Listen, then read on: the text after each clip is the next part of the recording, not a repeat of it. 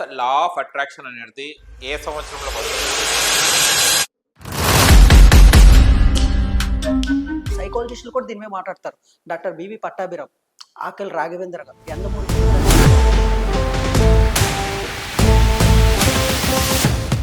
లక్ష్మీ దేవతకి పూజిస్తే డబ్బులు వస్తాయా?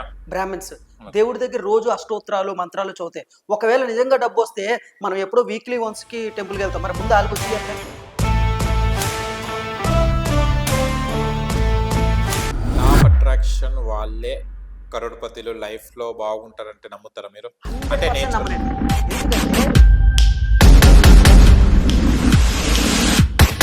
మరి మిగతా వాళ్ళకి నాకు కంపారిజన్ ఏంటంటే అర్ధజ్ఞానం చాలా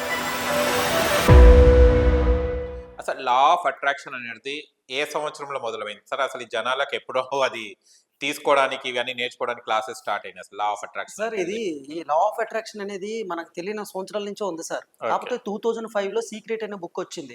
అది హల్చల్ రేపేసింది సార్. అది ఆ బుక్ ఆవిడ అంటే ప్రాక్టికల్ గా ఎలా ఉంటుంది అంటే అందులో యాక్షన్ అనేది ఉండదు.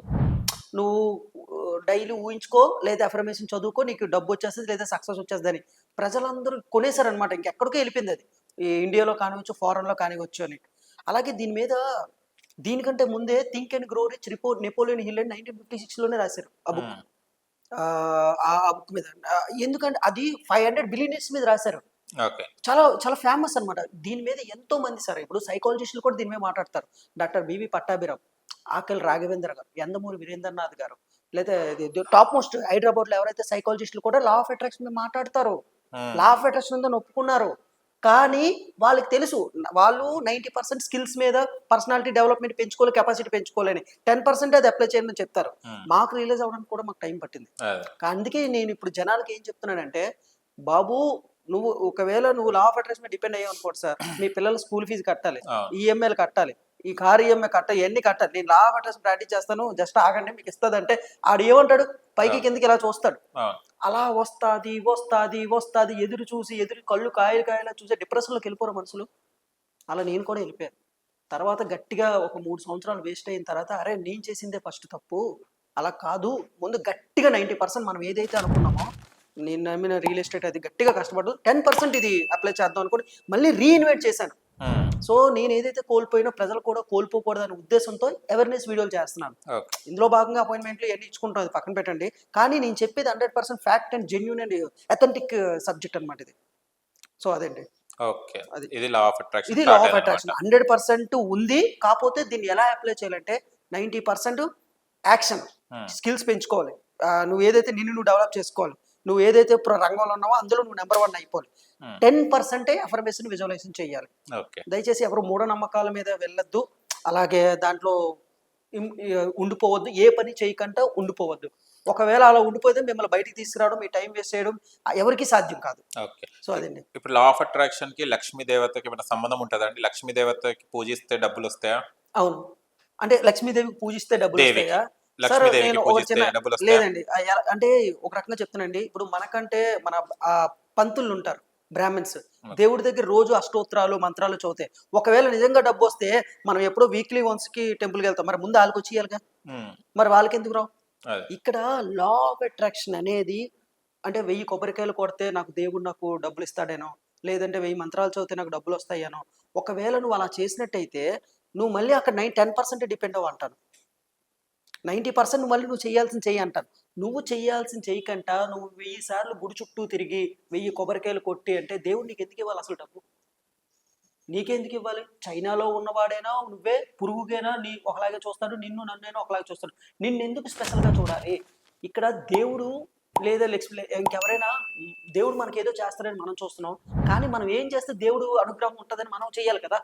ఆ దేవుడు ఒకవేళ నిజంగా దేవుడు అనేవాడు మనిషి రూపంలో వస్తే కర్ర కొట్టుకొని కొడతాడు మనల్ని. అరే నీకేం చెప్పాను, నువ్వేం చేస్తున్నావు? ఒకడు లాటరీ తగలాలి అనుకుంటున్నాడండి, లాటరీ తగలట్లేదు అంటున్నావు. ముందు లాటరీ కొన్నావా నువ్వు? సో చెయ్యాల్సిన ప్రాసెస్ చేయకుండా దేవుడి మీదో లేదంటే వీళ్ళ మీదో డిపెండ్ అయిపోయి మూఢనమ్మకాలు పెట్టేసుకొని తర్వాత నువ్వు కిందకి వెళ్ళిపోతే ఎవరిది లాసు? సో నీకేంటి, నమ్మకం వేరు, మూఢనమ్మకం వేరు పప్పు గారు. నమ్మకం అంటే ఏంటి? నువ్వు ఏదైనా ఒక పని చేస్తున్నావు అనుకోండి, 30 డేస్ కష్టపడితే నీకు end of the day salary వస్తుంది. అది నమ్మకం. ఏ పని చేయకంటే ఎలా వస్తుంది? అది మూఢనమ్మకం అనమాట. నువ్వు ఈ యాక్షన్ చేసేటప్పుడు, స్కిల్ పెంచుకునేటప్పుడు, ఏదైనా ఒక వర్క్ చేసేటప్పుడు ఒక హై ఫీలింగ్ వస్తుంది మీకు. ఒక నమ్మకం వస్తుంది. అప్పుడు అరే నువ్వు కష్టపడిన దానికి ప్రకృతి కానీ, ప్రకృతి రూపంలో కానీ, దేవుడి రూపంలో కానీ హెల్ప్ అనేది దొరుకుతుంది. మనిషి దేవుడే మనిషి రూపేనా అన్నారు. దేవుడే మనిషి రూపంలో వచ్చి ఏదో రకంగా లా ఆఫ్ అట్రాక్షన్ రూపంలో హెల్ప్ చేయొచ్చు. నువ్వు ఏది చేయకంటే దేవుడు నీకు ఎందుకు ఇవ్వాలి? యూనివర్స్ నీకు ఎందుకు ఇవ్వాలి? కానీ చాలామంది ఏం చెప్తారండి, ఏం చెప్తారు తెలుసండి, లా ఆఫ్ అట్రాక్షన్ అనేది మాకు నిజంగా జరిగిందంటే మాకు వచ్చింది, నీకు జరగలేదేమో, నువ్వు అందుకే ఇలా నెగిటివ్గా చెప్తున్నావు. నీకు నెగిటివ్గా చెప్పట్లేదు. ఇక్కడ అండర్స్టాండింగ్ ఏంటంటే దాని మీద డిపెండ్ అయిపోద్దని చెప్తున్నాను. ఒకవేళ నీకు ఏదో జరుగుతుందని డిపెండ్ అయిపోయావు అనుకోండి. ఫర్ ఎగ్జాంపుల్ ఒక డాక్టర్ ఉన్నాడు, నాకు కొంతమంది బ్యాంకులో జాబులు చేసేవారు, పోలీస్ డిపార్ట్మెంట్ వాళ్ళు లా ఆఫ్ అట్రాక్షన్ నమ్మి మానేశారు జాబ్. ఒక స్కూల్ టీచర్ కూడా మానేశారు. మాకు వచ్చే కాల్స్, ఎందుకు సార్ మానేశారంటే, ఇంకెందుకు సార్ మాకు కోర్టులు వచ్చేస్తే అన్నప్పుడు ఇంకెందుకు చేయాలంటే, అంటే ఒక డాక్టర్ చేయలేదు అనుకోండి, ఆపరేషన్ వైద్యం మిస్ అయినట్టే కదా. ఒక లాయర్, నిజాయితీగా లాయర్ కోర్టులు వచ్చేస్తాయి అనుకొని ఇది చేశారు అనుకోండి, కేసులు పెండింగ్ అయిపోయినట్టేగా. ఒక పోలీస్ కానిస్టేబుల్ 2-3 మానేశారండి అలాగే, ఒక 6 నెలలు డ్యూటీకి వెళ్ళకంట. నేను మళ్ళీ వాళ్ళకి క్లారిటీ ఇచ్చా, బాబు నువ్వు కానిస్టేబుల్ నుంచి ఎస్ఐ అవు, తర్వాత సిఐ అవు, తర్వాత డిఎస్పీ అవు, దానికి లా ఆఫ్ అట్రాక్షన్ అప్లై చేయి. అంతే తప్ప ఊరికినే కోర్టులు వచ్చేస్తాయి అంటే రావు. ఒకవేళ అలా వచ్చింది నువ్వు నమ్మావు అంటే నిన్ను నువ్వు మూర్ఖుడిగా చేసుకున్నట్టు. సో ఈ క్లారిటీ ఇవ్వాలన్నమాట. ఓకే. లా ఆఫ్ అట్రాక్షన్ పాటించే వాళ్ళు అసలు ఏం ఫస్ట్ మెథడ్స్ ఫాలో కావాలి అయితే సక్సెస్ అవుతారు? అది సింపుల్ అండి. లా ఆఫ్ అట్రాక్షన్ అనేది నేను నమ్మే సిద్ధాంతాల ప్రకారం అయితే మూడింటి మీద వెళ్తుంది. ఫస్ట్ ఆఫ్ ఆల్ నీకు ఎవ్రీడే నువ్వు ఏదైతే కోరికలు ఉన్నాయో అవి రాసుకోవాలి, జరిగినట్టుగా ఎవ్రీడే అయిపోయినట్టుగా రాసుకోవాలి. తర్వాత రాసుకున్న తర్వాత నువ్వు మైండ్లో అది ఊహించుకోవాలి, విజువలైజేషన్ చేయాలి. విజువలైజేషన్ చేసుకున్న తర్వాత ఎమోషన్, అంటే ఎమోషన్ ఏంటి, నువ్వు ఆల్రెడీ జరిగిపోయిన ఫీలింగ్లో ఉండాలి. అంటే ఎమోషన్ క్రియేట్ మోషన్ అనమాట. నువ్వు ఎప్పుడైతే ఆ ఫీలింగ్లో ఉంటావో, హ్యాపీ ఫీలింగ్ అనమాట ఉంటావు, నువ్వు ఏ పని చేయగలవు. ఫర్ ఎగ్జాంపుల్ మార్నింగ్ లేవగానే నీకు డౌట్ అండ్ ఫియర్ ఉందనుకోండి, నువ్వు ఏ పని చేయలేవు. అలాగే నువ్వు ఒక హ్యాపీ ఫీలింగ్, ఎమోషన్ అనేది హ్యాపీ ఫీలింగ్లో జరిగిపోయింది అనుకున్నావు అనుకోండి, నువ్వు హ్యాపీగా చేయగలవు. సో ఆల్రెడీ అంటే ఉన్న దాని మీద నువ్వు గ్రాటిట్యూడ్తో ఉండడం అనమాట. సో ఈ 3-4 టెక్నిక్లు ఫాలో అయ్యి చేయడానికి 5 నిమిషాలు 10 నిమిషాలు పడుతుందండి. 5 to 10 minutes. దీనికి రోజంతా వేస్ట్ చేసుకోవడం ఎందుకు, రోజంతా డిపెండ్ అయిపోవడం ఎందుకు అనేది నా క్వశ్చన్. మరి దీనికి action based advanced law of attraction 90% యాక్షన్లో చేసాం అనుకోండి, ఏ పని చేసినా మనం దీన్ని దృష్టి పెట్టుకొని చేసాం అనుకోండి, ఆటోమేటిక్గా మనకి ఎక్కువ వర్కౌట్ అయ్యే అవకాశం ఉంటుంది. ఎందుకంటే ఈ సబ్జెక్ట్ అంతా నేను 1కి 10 సార్లు రీసెర్చ్ చేసి అథెంటిక్ వేలో ఎలా ఉంటుందని చెప్తున్నాను నేను. అంటే 100% రిజల్ట్ రావడానికి. ఫర్ ఎగ్జాంపుల్ మీరు ఒక బిర్యానీ తయారు చేయాలి, ఒక బెస్ట్ బిర్యానీ అవుట్కమ్ రావాలి అంటే బెస్ట్ రెసిపీ ఉండాలి, బెస్ట్ షెఫ్ ఉండాలి, బెస్ట్ టూల్స్ ఉండాలి. అప్పుడే కదా బెస్ట్ బిర్యానీ వస్తుంది. బెస్ట్ టూల్స్, ప్రాసెస్ కరెక్ట్గా ఉండాలి. ఈ ప్రాసెస్ రిపేర్ లేకుంటే రిజల్ట్ ఎలా వస్తుంది? సో మనం ప్రాసెస్ని నమ్మాలి, అంటే సైన్స్ 90% నమ్మాలి, 10% ఏమో ఈ విజువలైజేషన్. లా ఆఫ్ అట్రాక్షన్ అనేది నిరూపితమైంది కాదు. సార్ ఇప్పుడు 30 డేస్లో డబ్బు వస్తుంది, 30 డేస్లో సక్సెస్ వస్తుంది అంటే క్లారిటీ లేదు. కానీ నేను చెప్పేది ఏంటంటే కైజన్ ఎఫెక్ట్ అనే సిద్ధాంతం నుంచి చెప్తున్నాను, కాంపౌండ్ ఎఫెక్ట్ అనే సిద్ధాంతం నుంచి చెప్తున్నాను, డొమైనోసాన్ ఎఫెక్ట్ అనే సిద్ధాంతం నుంచి చెప్తున్నాను. ఐన్స్టీన్ చెప్పాడు అనమాట. దీన్నే కైజన్ అంటారు. జపాన్లో ఇది పాటించారు. ఏంటి కైజన్ అంటే, రోజు చిన్న చిన్న పనులు, జపాన్ కిందకి వెళ్ళిపోయింది కదా, ఇప్పుడు దేశాల్లో నెంబర్ 1 ఎలాగైందంటే కైజన్ పాటించారు. ఎలా అయిందంటే రోజు చిన్న చిన్న పనులు కన్సిస్టెన్సీగా చేసినట్టయితే కొన్ని రోజుల్లో అవి నీకు సక్సెస్గా మారుతాయి. మీకు అర్థమైందండి? రోజు ఒక 10 పనులు కంటిన్యూస్గా చెయ్యాలి. రతన్ టాటా గారు కూడా ఈ ఎఫెక్టే ఫాలో అయ్యారు. టాప్ మోస్ట్ పీపుల్ కూడా కాంపౌండ్ ఎఫెక్ట్, కైజన్ అన్న, డొమినోస్ ఎఫెక్ట్ అన్న ఒక్కటే. సో అదేం చెప్తుంది, 90% రోజు కన్సిస్టెన్సీగా చెయ్యాలి. కన్సిస్టెన్సీగా చేసినట్టయితే ఆటోమేటిక్గా ఎఫెక్ట్గా మారుతుంది. కానీ మన దృష్టిలో చాలామంది డబ్బు సంపాదించాలన్నా, సక్సెస్ అవ్వాలన్నా ఏం చేస్తారు తెలుసా అండి, ఉదయం లగ్గానే రాసేస్తారు, సాయంత్రం రాసేస్తారు, ఇంకంతే నా పని అయిపోయింది అనుకుంటారు. పప్పు గారు నిజంగా చెప్తున్నాను, నేను కూడా once up in time morning లగ్గానే రాసేసి విజువలైజ్ చేసి ఈవినింగ్ అవగానే పబ్కి వెళ్ళడం, గర్ల్ ఫ్రెండ్స్తో మాట్లాడుకోవడం, ఇదే చేసేవాడిని. ఇంకెందుకు, పని అయిపోయింది కదా, లా ఆఫ్ అట్రాక్షన్ చేస్తాను కదా, ఇంకేం చేయాలి. సో నేను ఆ తప్పు చేశాను కాబట్టి మిగతా వాళ్ళు ఎవరు చేయొద్దని చెప్తున్నాను. అంతే, నేను రోజులు లేకడం, ఎఫర్మేషన్ రాసుకోవడం, విజువలైజేషన్ చేయడం, ఈవినింగ్ అవగానే పబ్కి వెళ్ళడం, ఇదే. ఎందుకు, చేయాల్సిన పని చేశాను. కానీ చేయాల్సిన పని ఏంటి, 90% పని రియల్ ఎస్టేట్ అంటే కస్టమర్ దగ్గరికి వెళ్ళాలి, ప్రాపర్టీ చూపించాలి, అది క్లోజింగ్ చేయాలి, అప్పుడు డబ్బులు వస్తాయి కదా. అది చేయకంటే ఇది ఒక్కటే చేసేవాడిని. ఇప్పుడు చాలా మంది కూడా ఏం చేస్తున్నారు, ఉదయం లెగ్గానే సాయంత్రం వరకు ఈ రాసుకోవడం, విజువలైజేషన్ చేసుకోవడం, ఇంకేమో నిమ్మకాయలు పెట్టుకోవడం, బిర్యానీ ఆకు రాసుకోవడం, లేదా ముక్కులో యాలకులు పెట్టుకోవడం, జిల్లెడుపు చెవిలో పెట్టుకోవడం, ఇవన్నీ చేస్తుంటారు అనమాట. ఇది ఇంక పని అయిపోయింది, డబ్బు వచ్చేది అనుకుంటారు. అప్పుడు ఎప్పుడు రియలైజ్ అవుతారు? సంవత్సరం 2 సంవత్సరాలు అయిపోయిన తర్వాత అయ్యో మేము చాలా టైం వేస్ట్ అయిపోయింది అని రియలైజ్ అవుతారు. అలాంటి వాళ్ళందరికీ ఒక కనువిప్పు అనమాట అవేర్నెస్ వీడియో. సో అదండి గొప్పగా. ఓకే. లా ఆఫ్ అట్రాక్షన్ వాళ్ళే కరోడ్పతిలు లైఫ్‌లో బాగుంటారంటే నమ్ముతారా మీరు? అంటే 100% నేర్చుకుని నమ్మనండి. ఎందుకంటే ఈ జూబ్లీహిల్స్‌లోని దాదాపు నాకు ఐఏఎస్‌లు, ఐపీఎస్‌లు, డాక్టర్స్, టాప్ మోస్ట్ బిలియనీర్స్ నాకు తెలుసు. ఎందుకంటే మేము వాళ్ళ ప్రాపర్టీయే 50 క్రోర్స్, 100 క్రోర్స్ ఉంటాయి. హ్మ్. ఎళ్లి మేము వాళ్ళతో కొలాబరేట్ అవ్వాలి కదా! నేను వాళ్ళతో మాట్లాడేటప్పుడు అడిగా. కొంతమంది సార్ మీకు లా ఆఫ్ అట్రాక్షన్ అనేది తెలిసి ఇన్ని కోట్లు సంపాదించారు కదా అని.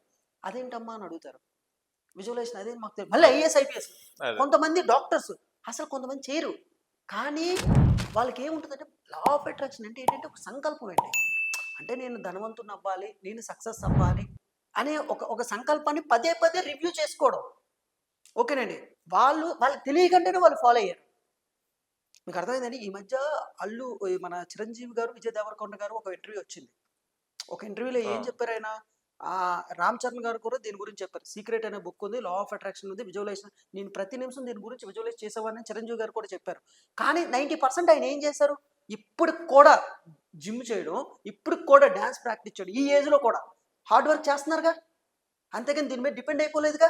కానీ ఇది కూడా ప్రాక్టీస్ చేస్తారు. టాప్ మోస్ట్ సెలబ్రిటీలందరూ బాలీవుడ్ యాక్టర్స్ మన ఎవరైతే ఇండస్ట్రీలో ఉన్నవాళ్ళు కూడా లా ఆఫ్ అట్రాక్షన్ ప్రాక్టీస్ చేస్తారు. బట్ 90% నేను డైరెక్టర్ అయితే కొత్త స్టోరీలు ఎలా ఎతుక్కోవాలి, యాక్టర్ అయితే కొత్తగా ఎలా పెర్ఫార్మ్ చేయాలి దీని మీద ఉంటారు. ఇది జనాలకి అర్థం కావట్లేదు. ఇది అర్థమయ్యేగా చెప్పేదే modern mind motivator 100x Vasu. So అదండి. ఓకే. అంటే లా ఆఫ్ అట్రాక్షన్ చెప్పినప్పుడు ఎలా ఉంది మీ రెస్పాన్స్? మోడర్న్ మైండ్ మోటివేటర్‌గా ఎలా ఉంది? ఇప్పుడు నేను చెప్తుంటే జనాలు యాక్సెప్ట్ చేయట్లేదు. హ్మ్. సార్ నేను ఇంకేదో నమ్ముతున్నాను సార్, మీరొచ్చి నా నమ్మకాలను డిస్టర్బ్ చేస్తున్నారంటే, నమ్మకం వేరు, మూఢనమ్మకం వేరు. ఇప్పుడు దేవుడిని నమ్మొద్దని నేను చెప్పట్లేదు. యూనివర్స్‌ని నమ్మొద్దని నేను చెప్పట్లేదు. నమ్మకానికి, మూఢనమ్మకానికి డిఫరెంట్ ఉంటది. ఒకడొస్తాడు, యాలకులు పెట్టుకోండి సార్ మీకు డబ్బొచ్చేస్తది అంటాడు. ఒకడొస్తాడు, రెడ్ వాలెట్ పెట్టుకోండి సార్ మీకు డబ్బొచ్చేస్తది అంటాడు. ఒకడొస్తాడు, బిర్యానీ ఆకు మీద రాయండి డబ్బొచ్చేస్తది అంటాడు. ఒకడొస్తాడు, యెల్లో పేపర్ మీద రాయండి అంటాడు. నిజంగా చెప్పండి సార్, ఒకవేళ నిజంగా అలా డబ్బొచ్చేస్తదంటే ముందు ఆడికొచ్చేయాలి కదా! అవును. మరి వాడెందుకు స్టూడియోలకొచ్చి చెప్పడం? అఫ్‌కోర్స్ నేను కూడా చెప్తున్నాను. అదే. ఓకే. కానీ ఇక్కడ క్లారిటీతో ఏం చెప్తున్నా 90% యాక్షన్ చేయాలి, స్కిల్స్ పెంచుకోవాలి, 10% దీని మీద డిపెండ్ అవ్వాలని. సో, ఇక్కడ ఏంటంటే ఒకవేళ నీకు రాదు అని చెప్పాననుకోండి, ఇలా రాదు ప్రజలు కూడా వీడియోలు చూడడం. ఆ! అలాగే లైక్స్ రావు, వ్యూస్ రావు. ఈడు కష్టం గురించి చెప్తున్నాడు, ఈడేమో కష్టపడమంటున్నాడు, ఈడేమో స్కిల్స్ పెంచుకోమంటున్నాడు, ఇంక నాకేముందని అంటారు. ఇక్కడ ఏంటి ఈ ఒక్క రెమెడీ పాటిస్తే నీకు డబ్బులొచ్చేస్తాయి అంటే ప్రజలకు చాలా హ్యాపీగా ఉంటది. ఎమోషనల్ ఫ్రీగా ఉంటది. ప్రజలకు ఆ వీడియోలే కావాలి. హ్మ్. కానీ ఒకవేళ నేను అలా చెప్పి డబ్బు సంపాదించాననుకోండి, ఆ వచ్చే డబ్బు నాకు, నా ఇంటికి, నేను తినే తిండికి మంచిది కాదు. ఓకే. ఎందుకంటే కర్మ సిద్ధాంతం అనేది ఒకటుందండి. ఒకరిని బద్ధకస్తుల్ని చేసి, సోమరిపోతుని చేసి, ఆ డబ్బు నేను సంపాదించి, ఆ ఇంట్లో నేను బియ్యం వండుకొని తింటే, అది వాడు బద్ధకస్తుడయిపోతాడుగా. అది నాకు, నా ఫ్యామిలీకి అవసరమా అది? 90% యాక్షన్ మీద చెప్తున్నాను. 10% లాభపడి వచ్చినోడు వస్తాడు లేకపోతే రాదు. నా బిజినెస్ నాకుంది. మరి మిగతా వాళ్ళకి నాకు కంపారిజన్ ఏంటంటే అర్ధజ్ఞానం చాలా ప్రమాదకరం. ఎందుకంటే నేను సైన్స్ నుంచి మాట్లాడుతున్నాను. ఎన్ఎల్‌పి అనేది ఒక పవర్‌ఫుల్ సైన్స్ ఉంది. ఓకే. కొన్ని లక్షల మంది మీద ప్రూవ్ చేశారు ఆ సైన్స్. అంటే ఈ యాక్షన్ ఎలా చెయ్యాలి? అంటే ఇప్పుడు యాక్షన్ కూడా కష్టం లేకుండా చేయొచ్చు. ఇప్పుడు ఒక కార్ డ్రైవింగ్ ఫస్ట్ కష్టంగా ఉంటది. తర్వాత ఈజీ. ఫోన్ మాట్లాడుతూ కొంతమంది సిగరెట్ కాలుస్తూ కూడా యాక్షన్ చేసేస్తారు. కార్ డ్రైవింగ్ చేస్తారు. అలాగే స్విమ్మింగ్ కొద్దిగా కష్టం స్టార్టింగ్. అలాగే మీరు ఏదైనా చేయండి. మీకు యాంకరింగ్ కూడా స్టార్టింగ్ కష్టం. ఇప్పుడు ఫ్లోలో చేసేస్తున్నారు. ఆ! ఇప్పుడు ఆ కష్టమైన పని మైండ్‌కి ప్రోగ్రామింగ్ ఇవ్వడం ద్వారా న్యూరో పాత్వేస్ అంటారనమాట. అది ఈజీ చేయడం ఎలా అని ఎన్ఎల్‌పి సైన్స్ నుంచి నేర్పిస్తాను. 90% కష్టపడాలి. కానీ కొన్ని రోజుల తర్వాత మీకు కష్టం అని తెలీదు. కానీ బయటి వాళ్ళకి ఏ విధంగా అర్థమవుతదంటే నువ్వు ఎంతో కష్టపడిపోతున్నావు అనిపిస్తది. కానీ నువ్వు ఆ పని ఈజీగా చేసేస్తావు. సో, కష్టాన్ని ఈజీగా చేసి మళ్ళీ నువ్వు కష్టపడతావు. కానీ నీకు కష్టం అనే ఫీలింగ్ లేకుండా ఎన్ఎల్‌పి నీ సైన్స్ నుంచి చెప్పేది మోడర్న్ మైండ్ మోటివేషన్. దీనికి అగ్నికి ఆయువు పోసినట్టుగా 10% లా ఆఫ్ అట్రాక్షన్ అప్లై చేస్తాం. ఆ! ఇది ఫుల్ క్లారిటీ సార్ ఇది. ఓకే. అది.